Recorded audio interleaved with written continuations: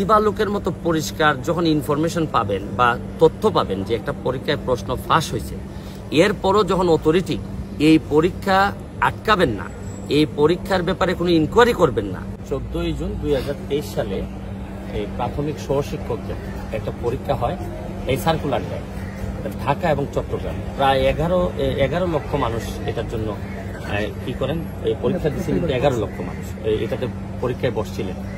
তো পরীক্ষার দিনে দেখা যাচ্ছে যে সবগুলা পত্রিকায় আসছে পরীক্ষার দিনে প্রশ্নপত্র ফাঁস হয়।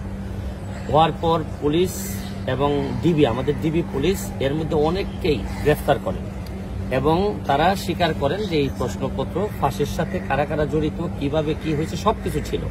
এবং অনেকগুলা পত্রিকায় এই রিপোর্ট আসার পরেও দেখা যাচ্ছে যে আমাদের মন্ত্রণালয় থেকে এখন পর্যন্ত কোনো ধরনের ইনকোয়ারি তো দূরের কথা, বরং তারা এইটারে ইগনোর করে সামনের দিকে এগিয়ে যাচ্ছেন। তারা বাইবা কল করতেছেন, বাইবা হচ্ছে এবং বাইবা চলতেছে।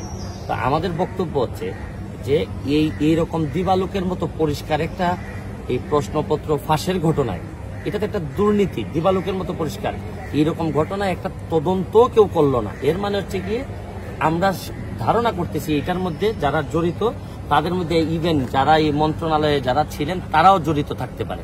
এই জন্য আমরা আদালতে, আমরা আজকে মহামান্য হাইকোর্টে আসছিলাম, আইসা আমরা এই একটা ইনকোয়ারি চেয়েছি এবং এই যে ফ্রেশ একটা পরীক্ষা নেওয়ার জন্য বলছি। এবং কেন না নেওয়াটা বা এই যে ফেয়ার একটা তাদের যে ফেয়ার একটা এক্সাম করতে না পারাটা কেন অবৈধ হবে না, আমরা রুল চেয়েছি।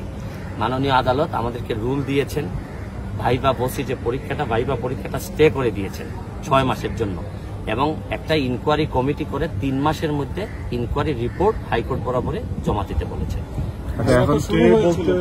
জি, সবকিছু যেটা যেভাবে আছে।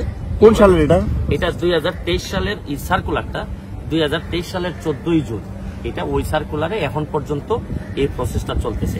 আপনি চিন্তা করেন যে সারা পরীক্ষা কি কিছু কয়টা হয়েছে, পরীক্ষা কি হয়েছে, কোন ভাইবা চলছে, এর আগে তো রিটেন হয়ে গেছে। এবং দুর্নীতিটা এবং প্রশ্নপত্র ফাঁসের যে বিষয়টা, এটা কিন্তু এমসিকিউর সময়, এই যে 100 মার্কের যে একটা এমসিকিউ থাকে ওই সময় হচ্ছে কি দুর্নীতি। যাদের ভাইবা হয়ে গেছে, হ্যাঁ, তাদের নিয়োগও স্থগিত থাকে সব।